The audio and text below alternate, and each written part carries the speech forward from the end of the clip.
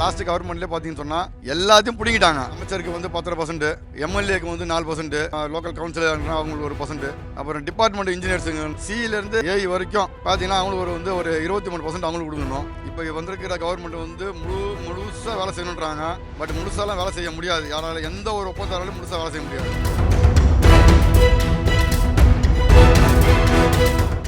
துறையுடைய மாநில தலைவராக இருக்கிறேன். ஒப்பந்த சங்கத்தோட மாநில தலைவர் நான். கடந்த ஆட்சியில் வந்து 15% வாங்கினாங்க. அதாவது லஞ்சமாக வந்து 15% கொடுத்துருந்தோம். இப்போ தற்சமயம் வந்து விஜய் அவர்கள் வந்து சிஎம் ஆனதிலிருந்து பொதுப்பணித்துறை அமைச்சர் ஆதவ அர்ஜுனர் அவர்கள் வந்து யாரும் எந்த அதிகாரிகளுக்கும் எந்த விதமான அமைச்சர்களுக்கும் எம்எல்ஏங்களுக்கும் நீங்கள் கொடுக்கக்கூடாது அப்படின்னு சொல்லிட்டு ஒரு சட்டம் போட்டுக்கிறாங்க. அந்த சட்டம் வந்து ரொம்ப சிறப்பான சட்டம் தான், வரவேற்கத்தக்கது தான். அது செயல்முறையில் வந்து நடக்குமா நடக்காதா என்ற ஒரு கேள்விகளோட வந்து புரியாத புதிராக வந்து அந்த ஒப்பந்ததாரங்க எல்லாமே வந்து காத்துட்டுருக்கோம். ஏன்னா கடந்த ஆட்சியில் வந்து கடைசி டைமில் வந்து 2600 கோடி ரூபாய்கிட்ட டெண்டர் வச்சாங்க. மொத்தம் 3000 கோடி டெண்டர் நடந்துச்சு.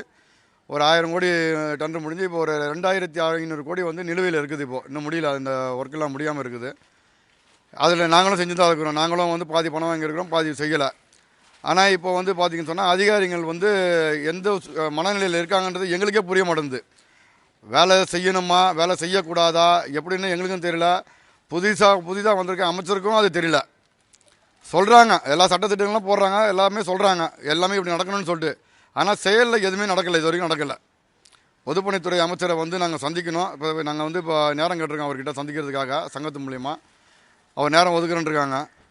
ஏன்னா இப்போ இது வரைக்கும் பார்த்தீங்கன்னு சொன்னால் இந்த ஏப்ரல் முடிஞ்சதுலேருந்து பார்த்தீங்கன்னா மராமத்து பணிகள், மெயின்டெனன்ஸு, பில்டிங் கட்டுறது எல்லாமே பார்த்தீங்கன்னா நிலுவையில் தான் இருக்குது. எந்த ஒரு பணியும் நடக்கலை. ஹாஸ்பிட்டல் மருத்துவமனையெல்லாம் பார்த்தீங்கன்னா அர்ஜென்ட்டாக வேலை செஞ்சு ஆகணும். அன்றாடம் வந்து நோயாளிகள் வருவாங்க. நோயாளிகளுக்கு 1000 பிரச்சனைகள் இருக்குது. அதுக்கு எல்லாம் வந்து பார்த்தீங்கன்னா பொதுப்பணித்துறை தான் முதல்ல வந்து எல்லா வேலையும் செய்யணும். பட் ஆனால் பொதுப்பணித்துறைக்கு இன்னும் பணம் வரலன்றாங்க. ஏன் பணம் வரல, எதுக்கு வரலன்னா இன்னும் அரசாங்கம் புதுசாக வந்திருக்க அரசாங்கம் வந்து பணம் தரல. நம்மளுக்கு பணம் கொடுத்த போது நம்ம வேலை செய்ய முடியும் அப்படின்றாங்க. எவ்வளோ சார் வரும்? நீங்கள் எவ்வளோ டெண்டர் எடுத்தீங்கன்னா எவ்வளோ வேலை நடக்குது? அதில் இவங்க எப்படி இன்ஸ்பெக்ட் பண்ணுறாங்க? அதாவது ஒரு வேலை எடுத்தோமா கமிஷன் பார்த்தீங்கன்னு சொன்னீங்கன்னா 35%, அதாவது அதிகபட்சமாக பண்ணால் 51% செலவாகுங்க. கமிஷன் மட்டும் 51% போயிடுங்க. யார் யாருக்குன்னு ஸ்பெட் பண்ணி சொல்லுங்கள் சார்.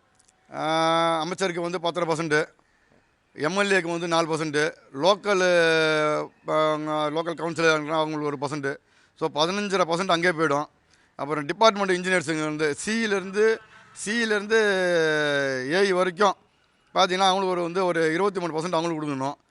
இது ஒரு 15 ரூபா, இது ஒரு 23, 38, 39 ரூபா. அதுக்கப்புறம் எங்களுக்கு ஜிஎஸ்டி, அப்புறம் இன்கம் டேக்ஸ் இதெல்லாம் பார்த்தீங்கன்னா எங்களுக்கு ஒரு 51% போய்டும் எங்களுக்கு வந்து. இப்போது அது இல்லாமல் வந்து பார்த்தீங்கன்னு சொன்னால் போன லாஸ்ட்டு கவர்மெண்ட்லேயே பார்த்தீங்கன்னு சொன்னால் எல்லாத்தையும் பிடிங்கிட்டாங்க. பார்த்தீங்கன்னு சொன்னால் அவங்க வந்து என்னென்னா வேலையை தரமாக செய்யணுன்ட்டாங்க.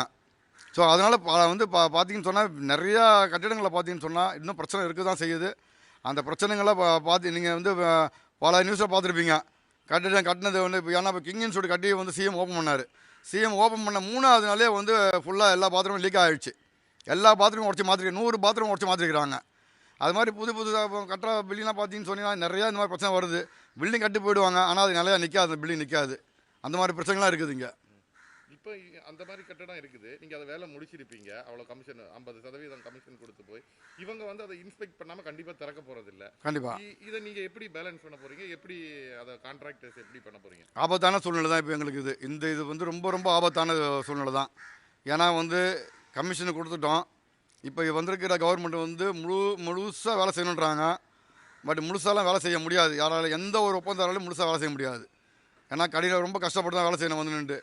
ஒரு வேளை அமைச்சர்கிட்ட வந்து நாங்கள் எங்களுக்கு பேசுறதுக்கு வாய்ப்பு கொடுத்தாருன்னா நாங்கள் அமைச்சர்கிட்ட பேசி அமைச்சர்கிட்ட சொல்லி தான் செய்யணும். நாங்கள் ஏன்னா இதில் இவ்வளோ ப்ராப்ளம் இருக்குது, நாங்கள் இவ்வளோ பணம் கொடுத்துருக்குறோம், இந்த பணத்தில் தான் நாங்கள் வேலை செய்ய முடியுன்றதை நாங்கள் சொல்லணும். நாங்கள் புது ஒப்பந்தம் ஓகே அவங்க சொல்கிற மாதிரி பண்ணிடல. இந்த பழைய ஒப்பந்தத்தில் தான் இப்போ உங்களுக்கு பிரச்சனை இருக்குது. கண்டிப்பாக பழையது தான் எங்களுக்கு பிரச்சனையே, பழசு தான். ஏன்னா வந்து வாரி கொடுத்துருக்கோம், பணம் கொடுத்துருக்கோம், எல்லாம் கடங்காரனாக இருக்கிறோம். இன்றைக்கி வேணால் இந்த கவர்மெண்ட் வந்து சிஎம் அறிவிச்சார், அமைச்சர் சொன்னான்னு சொன்னால் சந்தோஷம் தான் எங்களுக்கு. பெரிய லாபம் தான் எங்களுக்கு. கான்ட்ராக்டுக்கு வந்து ஒரு பெரிய லாபம் தான். நாங்களும் தரமான வேலை செய்வோம். எங்களுக்கு வந்து பிரச்சனையே கிடையாது. தரமான வேலை செய்யக்கூடிய அளவுக்கு நாங்கள் இருக்கிறோம். ஆனால் இதை செய்ய முடியுமா செய்ய முடியாதான்ற ஒரு கேள்விக்குறியோடு தான் நாங்கள் நிற்கிறோம். அது பணம் வருமா பணம் வராதா?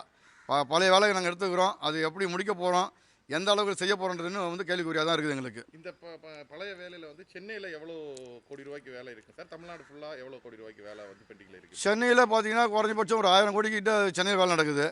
தமிழ்நாடு ஃபுல்லாக பார்த்தீங்கன்னு சொன்னால் ஒரு 3500 கோடிக்கு மேலே வேலை நடக்கும். வந்து இதில் வந்து நடக்குது கட்டிடம் மராமத்து வந்து ஒரு 3500 கோடிக்கு வேலை நடக்கும். இதை இன்ஸ்பெக்ட் பண்ணவோ இன்னும் அந்த இன்ஜினியர்ஸ் எல்லாம் பார்க்குறாங்களா? இப்போ உங்கள்கிட்ட என்ன சொல்கிறாங்க? அந்த வேலை ஏற்கனவே தரம் இல்லாமல் இருந்தால் கூட அக்செப்ட் பண்ணிட்டு இருந்தாங்க. இப்போ வந்து இன்ஜினியர்ஸ் பார்க்க வரும்போது என்ன சொல்கிறாங்க? அந்த இல்லை, தரம் இல்லாமல் செய்ய முடியாது. அதாவது பொதுப்பணித்துறையில் வந்து தரம் இல்லாமலாம் செய்ய முடியாது, யாரும் செய்ய முடியாது. அதாவது என்ன பண்ணுவாங்கன்னா, பிராண்டு போட்டிருப்பாங்க. ஒரு டைல்ஸ் எடுத்துக்கிங்களா, ஒரு கஜாரியா போடணும், ஒரு சோமானி போட்ட போடணும்னா நாங்கள் வந்து கேஏஜி வாங்கி போடுவோம், அவ்வளோதான். பட் தரம்லாம் வந்து ஒன்றும் குறைக்க முடியாது. அதாவது இப்போ கேட்குறாங்க, இப்போ லாஸ்ட் டைம்லாம் பார்த்தீங்கன்னு சொன்னால் எல்லா காசையும் வாங்கிட்டு என்ன சொல்கிறாங்கன்னா, நீ சோமானி தான் போடணும், நீ கஜாரி தான் போடணுன்ட்டாங்க. ஸோ அதில் பெரிய பிரச்சனை வந்து கான்ட்ராக்டர்களுக்கும் அதிகாரிகளுக்கும் நிறைய பிரச்சனை ஓடின்னு தான் இருக்குது. இப்போ இன்றைக்கி வரைக்கும் இன்னும் வேலை முடியல. எல்லாம் எடுத்த வேலையெல்லாம் பெண்டிங் தான் இருக்குது. ஏன்னா அவங்க வந்து வேலை வந்து ஃபுல்லாக நீங்கள் செய்யணுன்றாங்க. ஸோ இந்த பிரச்சனை நிறையா இருக்குது இங்கே.